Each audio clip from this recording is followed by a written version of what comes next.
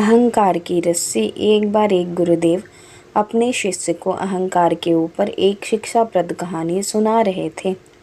एक विशाल नदी जो कि सदाबहार थी, उसके दोनों तरफ दो सुंदर नगर बसे हुए थे। नदी के उस पार महान और विशाल देव मंदिर बना हुआ था। नदी के इधर एक राजा था। राजा को बड़ा अहंकार था, कुछ भी करता तो अहंकार का प्रदर्शन जरूर करता था। वहाँ एक दास भी था, बहुत ही विनम्र और सज्जन। एक बार राजा और दास दोनों नदी के पास गए।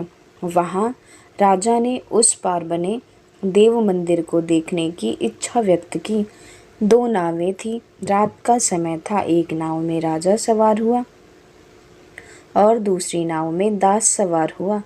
दोनों नाव के बीच में बड़ी दूरी थी। राजा रात भर चप्पू चलाता रहा पर नदी के उस पार ना पहुंच पाया। सूर्योदय हो गया तो राजा ने देखा कि दास नदी के उस पार से इधर आ रहा है।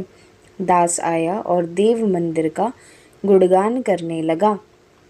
राजा ने कहा कि तुम रात भर मंदिर में थे। इस पर दास ने कहा कि हाँ, और आप राजा जी, क्या मनोहर देव प्रतिमा थी, आप क्यों नहीं आए? अरे मैं तो रात भर चप्पू चलाया। पर गुरुदेव ने शिष्य से पूछा, वत्स बताओ कि राजा रात भर चप्पू चलाता रहा पर फिर भी उस पार ना पहुंचा, ऐसा क्यों हुआ, जबकि उस पार पहुंचने में 1 घंटे का समय ही बहुत है?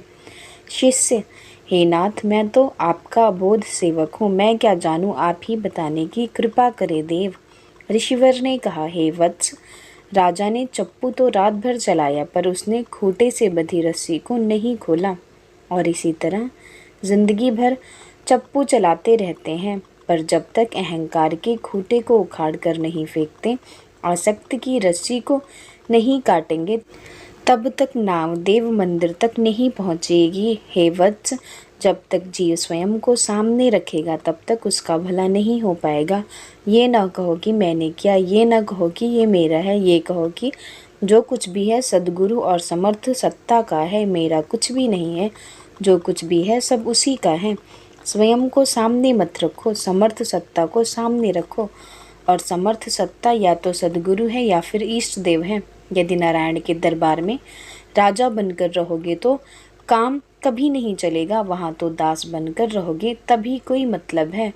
जो अहंकार से ग्रसित है, जो राजा बनकर चलता है और जो दास बनकर चलता है, वो सदा लाभ में ही रहता है। इसलिए नारायण के दरबार में राजा नहीं, दास बनकर चलना।